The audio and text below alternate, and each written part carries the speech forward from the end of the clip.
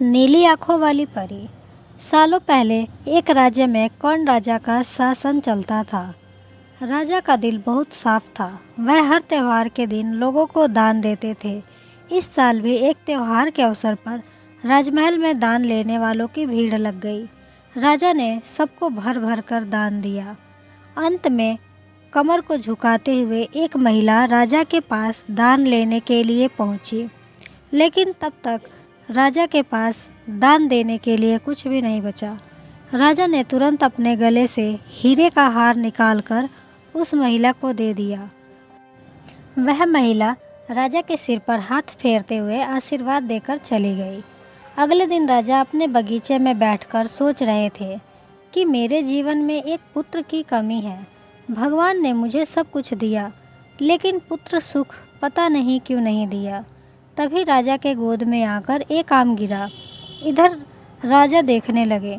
उनके मन में हुआ कि आखिर यह आम मेरी गोद में आया कैसे। तभी कुछ देर बाद उन्हें बहुत सारी परियां दिखाई दी।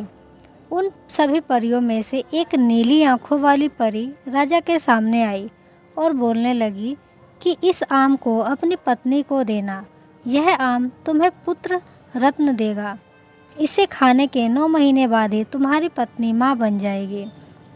वैसे तुम्हारे भाग्य में पुत्र सुख तो नहीं है, लेकिन तुम दिल के साफ हो और बहुत दानी हो, इसलिए तुम्हें यह सुख मिला है। बस यह सुख तुम्हें 21 साल तक मिलेगा। जैसे ही तुम्हारे बेटे की शादी होगी, उसकी मौत हो जाएगी। राजा ने दुखी मन से नीली आंखों वाली परी से पूछा, क्या इसका कोई उपाय नहीं है? परी ने कहा, राजन, कल मैं कमर झुकाते हुए एक साधारण महिला के रूप में तुम्हारे दरबार में दान लेने के लिए आई थी। देखो, जो माला तुमने मुझे दी थी वो मेरे गले में है। तुम्हारे इसी कर्म और दूसरों की मदद करने की भावना के कारण मैं तुम्हें पुत्र का आशीर्वाद देने आई हूँ। लेकिन तुम्हारा बेटा 21 साल से ज़्यादा नहीं जी पाएगा। फिर भी तुम उसकी मौत होते ही उसे एक संदूक में डाल देना। उसके बाद संदूक में 4 दही के घड़े रखना और बीच जंगल में लाकर छोड़ देना। इतना कहकर नीली आंखों वाली परी वहाँ से ओझल हो गई। राजा ने महल जाकर सारी बात अपनी पत्नी मैत्री को बता दी और उसे आम खाने के लिए दिया। राजा की पत्नी ने आम खाने के ठीक 9 महीने बाद एक पुत्र को जन्म दिया। बेटा होने की खुशी में राजा ने बहुत बड़ा जश्न रखा। जश्न के बाद बेटे का नाम देव रखा गया। देखते देखते राजकुमार देव की उम्र 21 साल की हो गई। उसके विवाह के लिए प्रस्ताव आने लगे। राजा ने एक बुद्धिमान लड़की वत्सला से अपने बेटे की शादी करा दी। शादी के कुछ ही दिनों के बाद नीली आंखों वाली परी की बात सच हो गई और राजा का बेटा देव मर गया। राजा और रानी नीली आंखों वाली परी की बात भूल गए थे।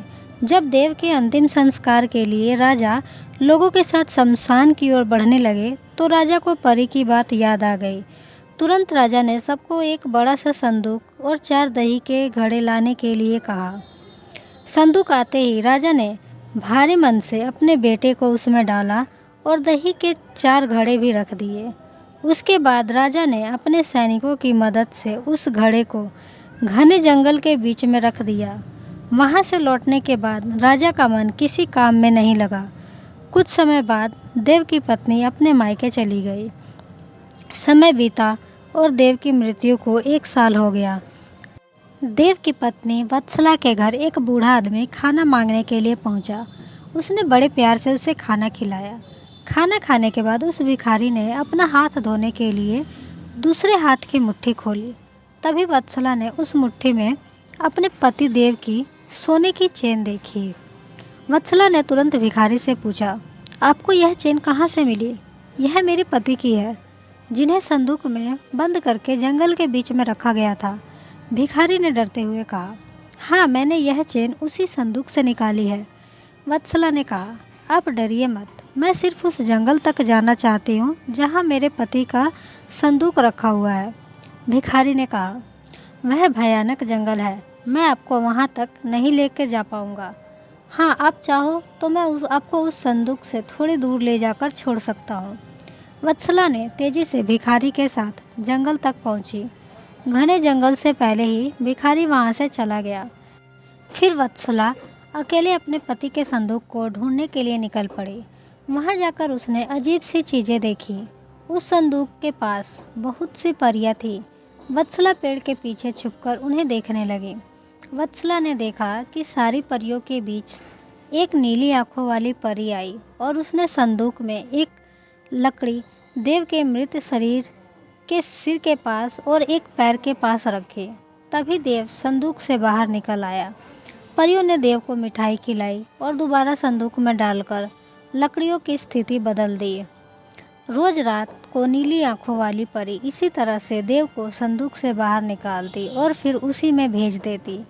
वत्सला डरते हुए उसी जंगल में फल खाकर 3 से 4 दिन तक यह सब देखती रही।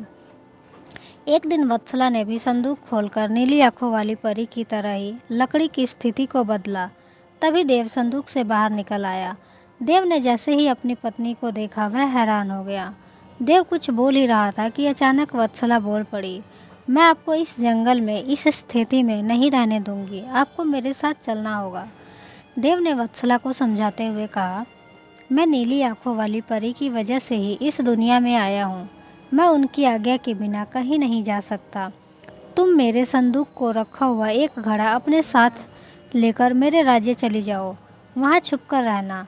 तुम्हें 9 महीने बाद एक पुत्र होगा, तब मैं तुमसे मिलने आऊँगा। अब तुम लकड़ियों की स्थिति बदलकर मुझे पहले की तरह संदूक में जाने दो। वत्सला ने अपने पति के कहे अनुसार ही किया। सबसे पहले संदूक में पति को भेजा। फिर वह दही का एक घड़ा लेकर रूप बदलने के लिए राजमहल पहुंची। रानी को चिट्ठी भेजकर रहने के लिए जगह मांगी। रानी ने दया करके उसे राजमहल के पास ही एक कमरा रहने के लिए दिया। जब रानी को पता चला कि वह गर्भवती है तो रानी उसका ख्याल भी रखने लगी। जब वत्सला ने बच्चे को जन्म दे दिया तो देव उससे मिलने के लिए आया। उस समय रानी पास से ही गुजर रही थी। उन्होंने तुरंत अपने बेटे को पहचान लिया। रानी सीधे देव के पास पहुंची और पूछने लगी, यह तुम्हारी पत्नी है? यह तुम्हारा पुत्र है? तुम जीवित हो? अब मैं तुम्हें कहीं नहीं जाने दूंगी। देव ने कहा, माँ, मैं आपके साथ नहीं आ सकता हूँ। इसका एक ही उपाय है। आपको अपने पोते के लिए एक उत्सव रखना होगा। आप उसमें सारी परियों को बुलाइए। जब परियां आ जाए तो नीली आंखों वाली परी का बाजूबंद किसी तरह निकाल कर जला देना।